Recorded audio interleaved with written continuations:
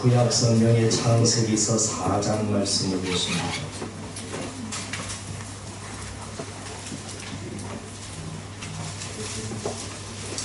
창세기서 4장 16절부터 끝절 26절까지 말씀.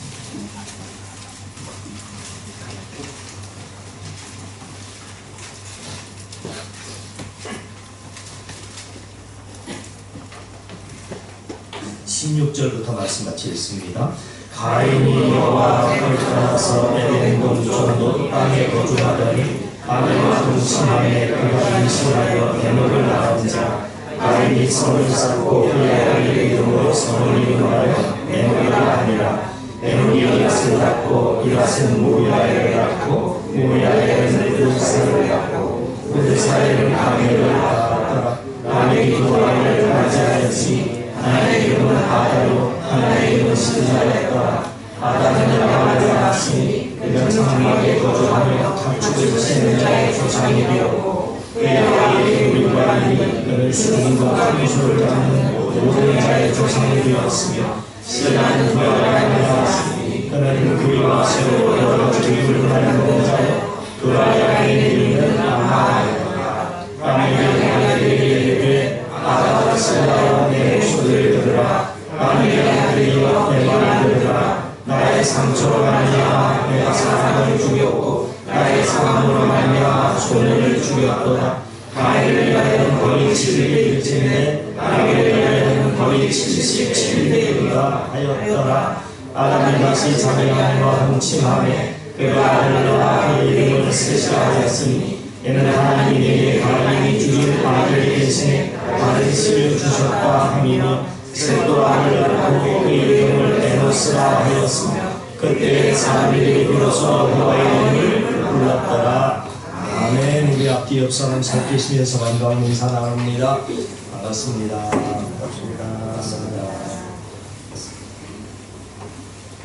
오늘 여러분과 함께 살펴볼 말씀이 창세기서 4장 말씀인데요. 창세기 4장에 나오는 사람들 중에서 세 사람의 삶을 살펴보려고 합니다. 그 세 사람은 가인과 라멕과 셋이라고 하는 사람입니다. 이들이 각각 어떤 삶을 살았는지 한 사람씩 차례대로 살펴보도록 하겠습니다. 첫 번째로 살펴볼 인물은 가인입니다. 여러분 아시는 것처럼 가인은 아담과 하와가 낳은 첫째 아들입니다. 그리고 둘째 아들의 이름이 아벨인데 이 둘은 형제였습니다. 그래서 이 둘은 함께 제사도 드리고 그랬는데 어느 날 형 가인이 시기와 분노를 이기지 못해서 동생 아벨을 들에서 죽이는 끔찍한 살인사건이 벌어집니다. 그것이 오늘 여러분 4장 16절부터 우리가 본문 말씀을 봤는데 조금만 앞에 4장 8절 말씀을 한번 보세요. 4장 8절 가인이 시작. 가인이 여호와 아벨에게 말하고 그들이 등에 있을 때에 가인이 여호와 아벨을 쳐 죽이니라 이렇게 나와 있습니다. 방금 본 것처럼 가인은 인류 최초의 살인자가 됐습니다. 하나님께서 살인죄를 저지른 가인에게 뭐라고 말씀하셨느냐면 오늘 그 다음에 12절 말씀해 보시니까 이렇게 말씀하셨습니다. 12절 같이 읽습니다.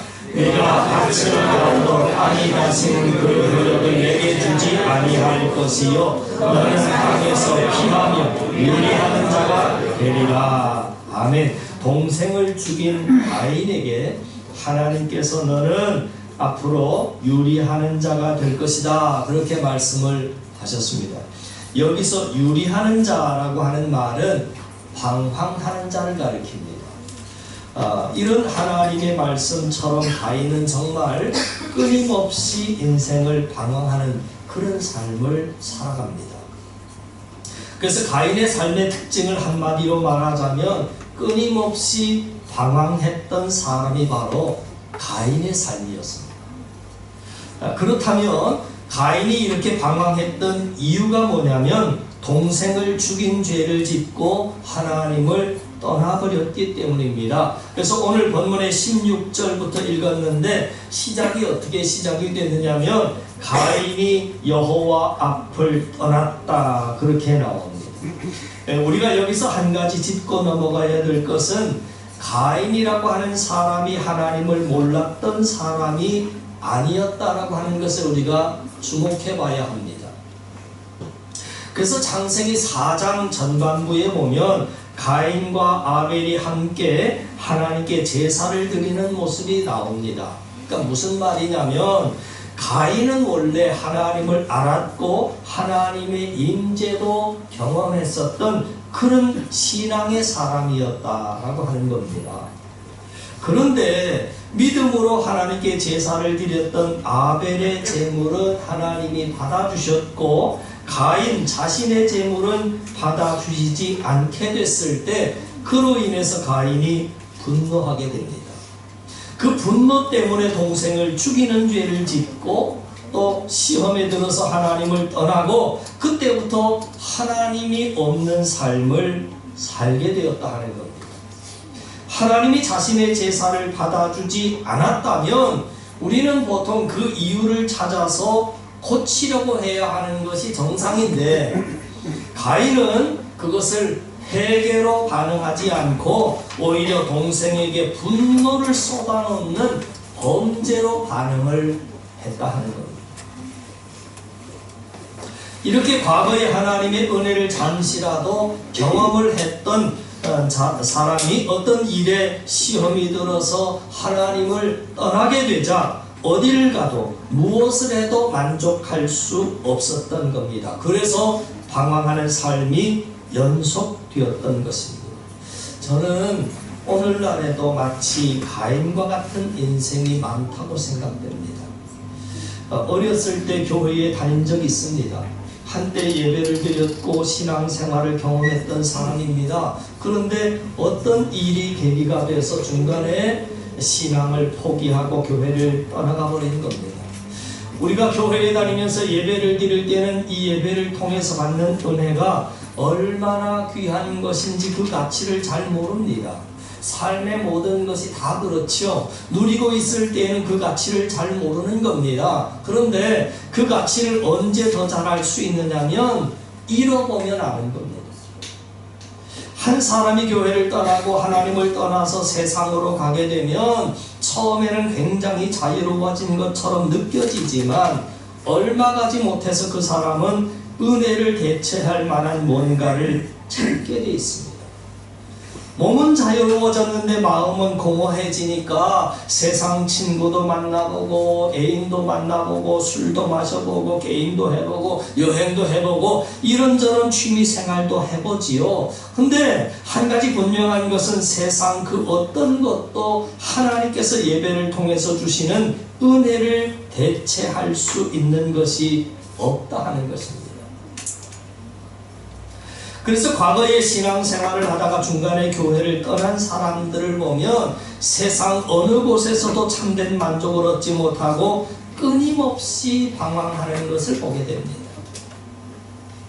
그런 방황하는 삶을 살다가 어느 날 어떤 계기로 인해서 다시 예배의 자리에 돌아오게 되면 그동안 내가 찾고 찾았던 것이 바로 이것이구나 라고 하는 것을 깨닫게 되는 역사들이 나타나는 경우들이 많습니다. 가인이 그렇게 방황하는 삶을 살다가 마지막으로 했던 게 뭘까? 오늘 성경은 이렇게 참 안타까운 모습을 보여주는데요.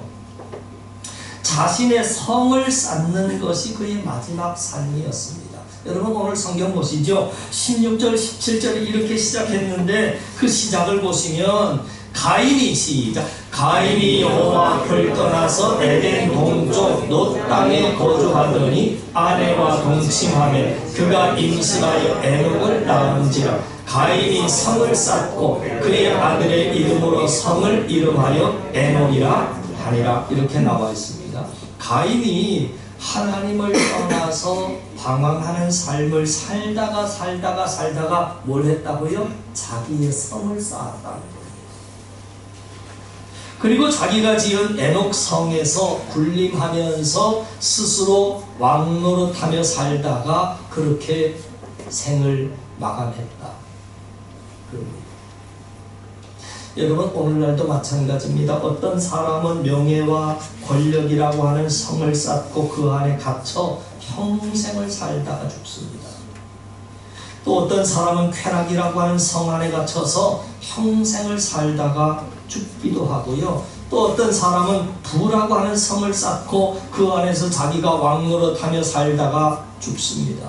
중요한 것은 오늘날에도 가인과 같은 인생을 살고 있는 사람들이 많다는 겁니다. 이런 사람들 둘 중 하나의 길을 가게 됩니다. 가인처럼 끊임없이 방황하다가 결국 자기의 성을 쌓고 거기에 갇혀 살다가 그렇게 생을 마감하든지, 아니면 어떠한 계기로 다시 하나님께 돌아와서 방황의 마침표를 찍고 하나님과 동행하는 삶을 살든지 둘 중에 하나입니다. 근데 방금 말씀드린 후자의 경우는 정말 기적과도 같은 일입니다. 하나님을 떠나서 방황하는 삶을 살다가 그러다가 어느 순간 계기로 다시 하나님의 품에 돌아와서 방황의 마침표를 찍고 하나님과 동행하는 삶은 정말 기적과도 같은 일입니다. 그런 일이 벌어지면 그 모습을 지켜보는 하나님께서는 하늘에서 잔치를 벌이십니다. 하나님의 품 안을 떠나서 방황했던 사람이 다시 하나님의 품 안으로 돌아오면 천국에서는 잔치가 벌어진다는 겁니다. 그 모습을 누가복음 15장에 보면 그렇게 기록을 하고 있지요. 예수님께서 집 나간 둘째 아들의 비유 이야기를 통해서 그 놀라운 사실을 말씀해 주세요. 하나님 아버지의 품 안을 떠났던 영혼이 다시 하나님의 품 안으로 돌아올 때 천국에서 잔치가 벌어지는 것을 집 나간 둘째 아들의 비유를 통해서 우리들에게 말씀해 주셨습니다. 혹시 오늘 이 예배 자리에 나와 계신 분들 중에서 그동안 가인과 같은 삶을 사셨던 분이 계시다면 오늘 이 예배를 계기로 해서 하나님의 품 안으로 다시 돌아오셔서 인생의 방황의 마침표를 찍으시고 하나님과 동행하는 삶을 살아가는 여러분 되시기를 주님의 이름으로 간절히 축원을 드립니다.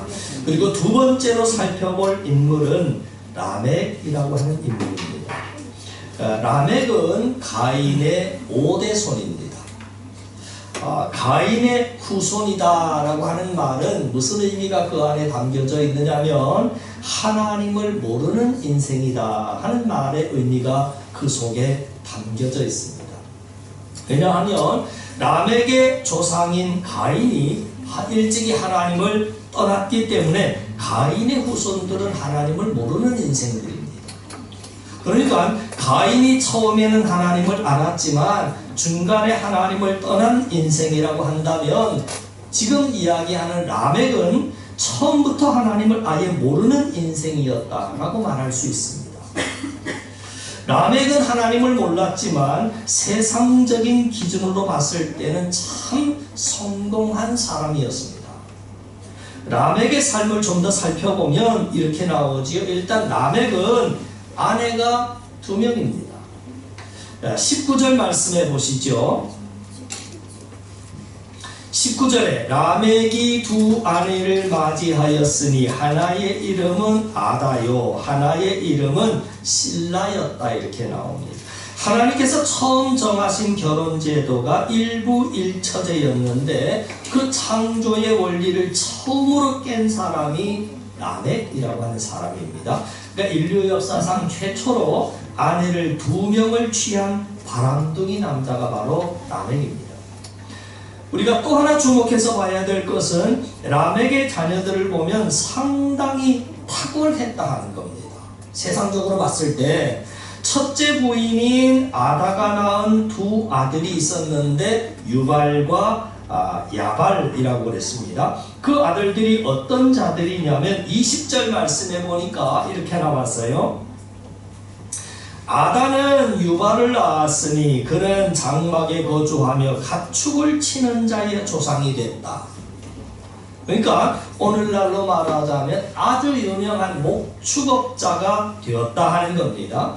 그리고 둘째 아들인 유발은 21절에 그의 아우의 이름은 유발이니 그는 수금과 퉁소를 잡는 모든 자의 조상이 됐다. 그러니까 수금과 퉁소를 잡는 모든 자의 조상이 됐다라고 하는 것은 음악을 하는, 악기를 잘 다루는 음악계의 대가가 됐다 하는 그런 이야기입니다. 그리고 또 둘째 부인인 실라에게서 낳은 아들이 한 명 있었는데 그가 바로 두발가인입니다.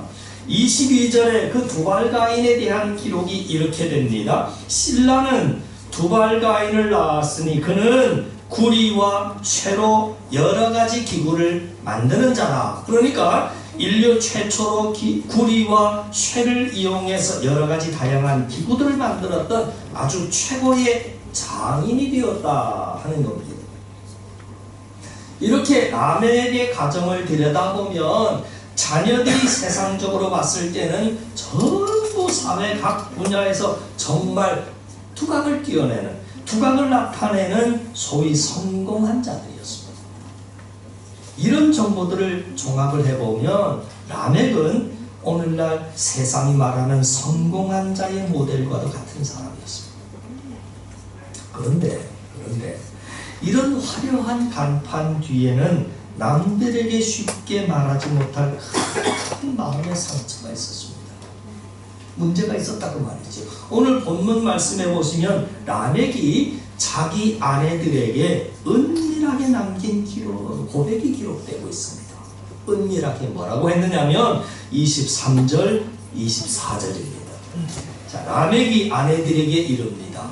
아내들에게 시작. 라멕이 아내들에게 이르되 아다와 실라여 내 목소리를 들으라. 라멕의 아내들이여 내 말을 들으라. 나의 상처로 말미암아 내가 사람을 죽였고 나의 사랑으로 말미암아 소년을 죽였도다. 가인을 위하여는 벌이 700일진데 라멕을 위하여는 벌이 77일이로다 하였더라. 라멕은 겉모습만 보면 성공한 사람처럼 보여졌는데 그 내면 속을 들여다보면 참 상처가 나는 사람이었습니다. 그래서 방금 읽었던 23절에 보면 나의 상처로 말미암아 내가 사람을 죽였다. 그러니까 라멕의 상처의 핵심은 뭐냐면 결핍이라고 합니다. 사람이 여러분 성장할 때 밥만 먹고 성장하는 것 아니지 않습니까?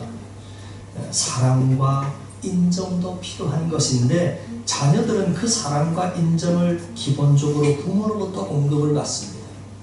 그런데 아시다시피 라멕 가문의 조상이 아까 가인이라 그렇게 말씀을 드렸습니다. 동생을 죽이고 하나님을 떠나서 방황하는 삶을 살았던 사람이 조상입니다. 그 말은 충분한 사랑을 공급받지 못한 메마른 삶을 살았던 사람이 조상이었다 말입니다. 사람은 여러분 받은 것만큼만 줄 수 있는 겁니다. 받지 않았는데 줄 수 있는 것은 없습니다. 받아보지 않은 것은 절대 줄 수 없습니다. 여러분 지금 가인의 삶을 가만히 들여다보면 가인의 삶은 사랑이 없는 굴림, 사랑이 없는 훈계의 삶입니다. 이것이 자녀들에게는 큰 상처가 되는 겁니다. 사랑이 없는 굴림과 사랑이 없는 훈계는 자녀에게 상처만 고스란히 안겨다 주는 겁니다. 그리고 그 상처는 그 사람을 잔인하게 만듭니다.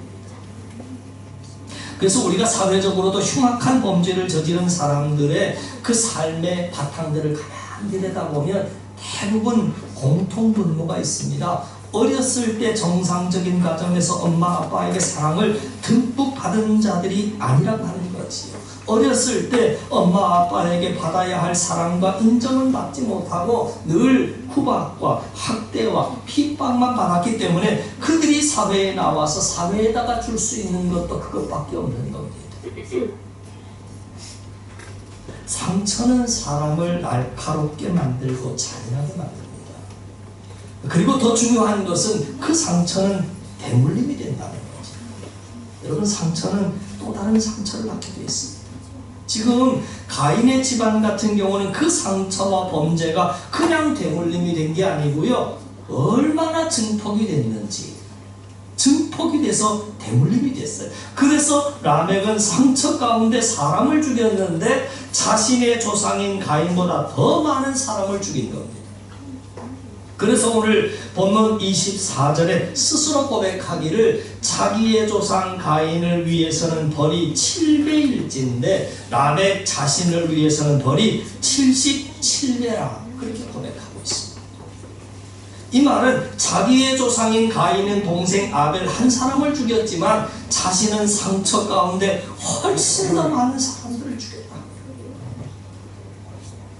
라멕은 자신의 죄가 조상 가인의 죄보다 훨씬 더 크고 무겁다는 사실을 알고 있었습니다. 그래서 그는 겉모습만 보면 참 세상적으로 남부러울 것이 없어 보이는 성공한 사람처럼 보여졌지만 내면을 들여다보면 엄청난 상처와 죄책감에 사로잡혀 있었던 참 굉장히 불쌍한 사람이었습니다.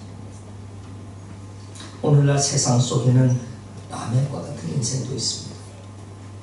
겉모습은 멀쩡해 보이고 겉모습은 정말 반듯해 보이고 겉모습은 신사숙녀인데 그 내면을 들여다보면 어렸을 때 가정에서 받은 상처 때문에 심한 열등의식 속에서 끊임없이 남과 비교하는 그런 불행한 삶을 살아가고 그 상처 때문에 심각한 집착과 중독에 빠져서 헤어나오지 못하는 삶을 살고 있는 사람도 있고요.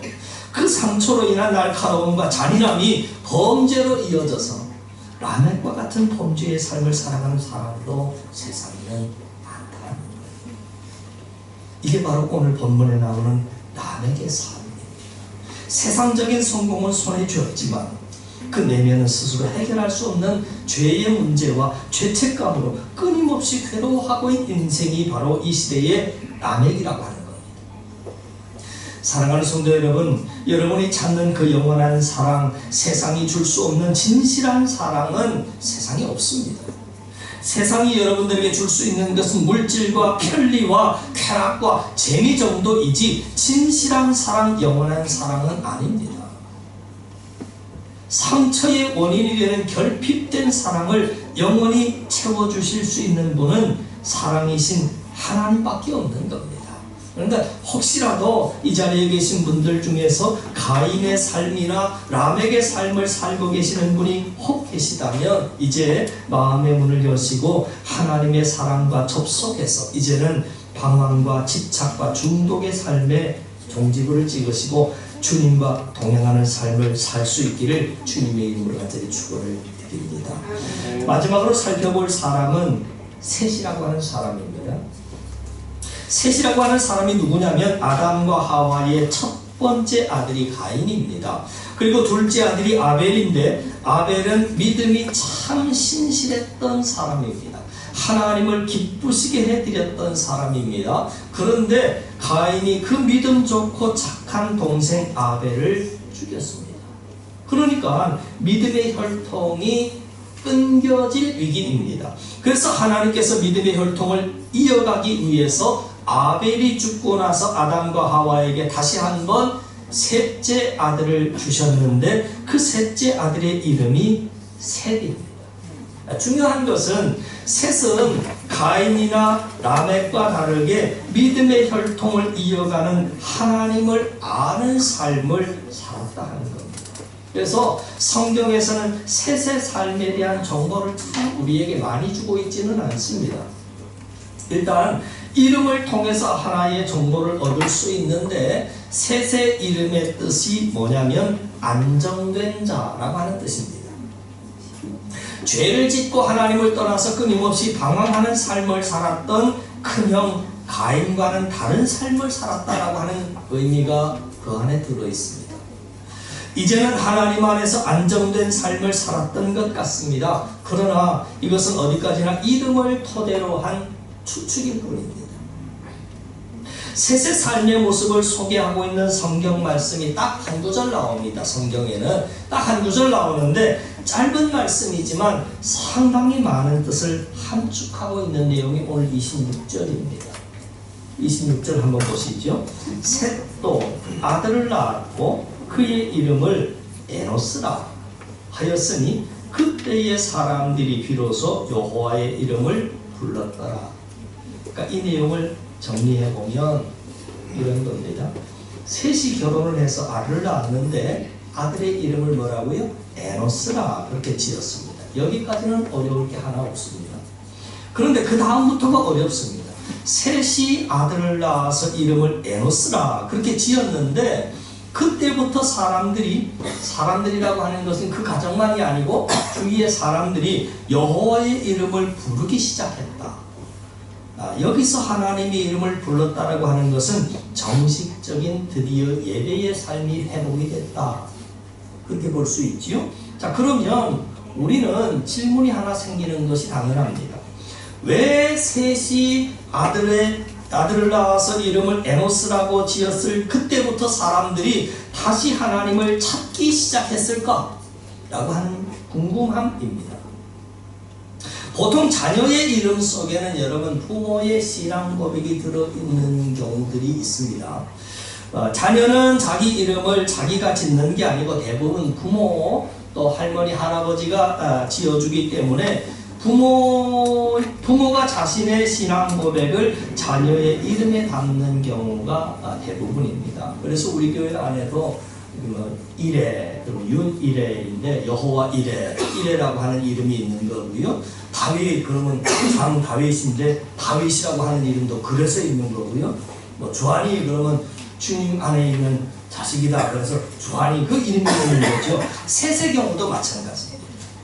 여러분 아들을 낳아서 이름을 에노스라 지었다. 그러면 여러분 중요한 것은 에노스라고 하는 이름의 뜻을 가만히 들여다보면 에노스라고 하는 말을 히브리어 보통 명사로 쓰일 때는 우리말로 어떻게 표현이 되느냐면 죽을 수밖에 없는 존재라고 하는 뜻을 갖습니다. 죽을 수밖에 없는 존재다. 이름이 그래요. 이름 뜻이 사람마다 이름의 뜻이 있잖아요. 저도 뿌리 근자 물 맑을 식자 뿌리가 맑다. 뿌리가 맑게 조상들이 믿음 생활 잘했으니 너도 그렇게 살아라. 그런 뜻으로 이름을 지어주는 것과 똑같습니다. 에노스라고 하는 이름의 뜻이 뭐라고요? 죽을 수밖에 없는 존재다. 그러면 그런 의미심장한 이름의 뜻을 지었을 때는 분명히 무슨 계기가 있었을 겁니다. 누구에게요? 부모에게.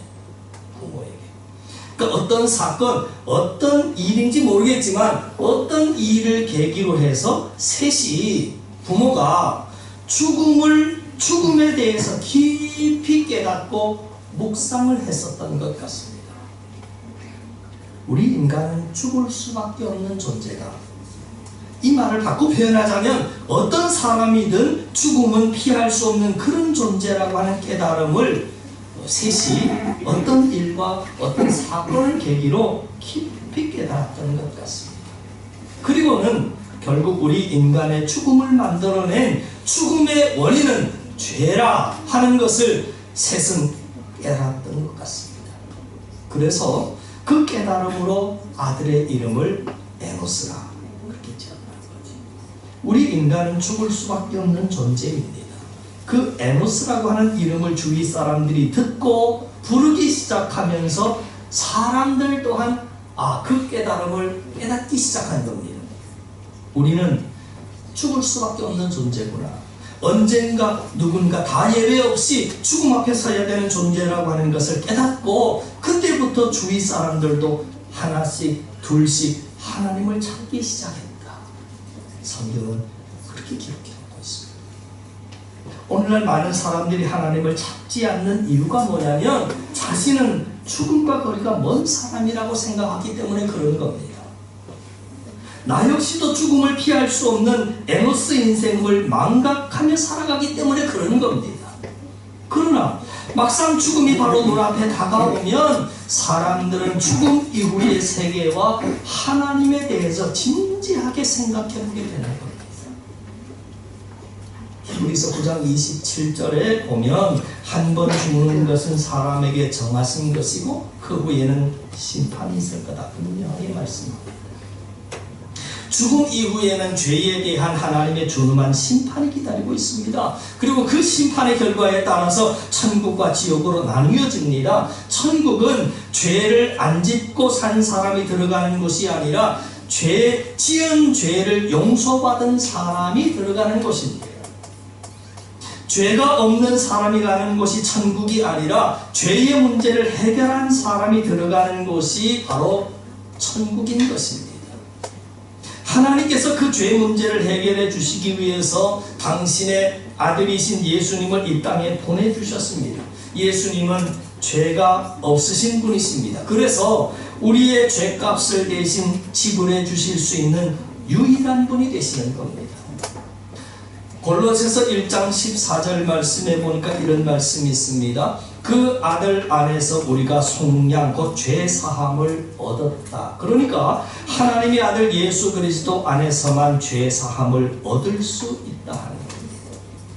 죄인인 우리가 내 죄값을 치르고 구원받을 수 있는 유일한 길은 죄 없는 예수님이 대신 피를 흘려주셔야 된다는 겁니다. 그것을 위해서 예수님이 이 땅에 오셔서 십자가에 못 박혀 죽으셨고 3일 만에 부활하사 우리의 생명의 구주가 되셨다. 성경은 우리에게 말씀해 줍니다. 그러니까 그동안 가인의 삶을 사셨던 분도 람에게 삶을 사셨던 분도 예수님을 믿고 하나님의 사랑을 받아들이면 누구든지 이제부터 셋과 같은 삶을 살 수가 있는 겁니다.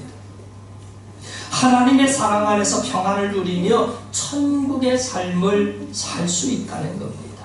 바라기는 오늘 예배를 통해서 가인과 라멕과 같은 인생의 마침표를 찍으시고 이제는 믿음의 조상인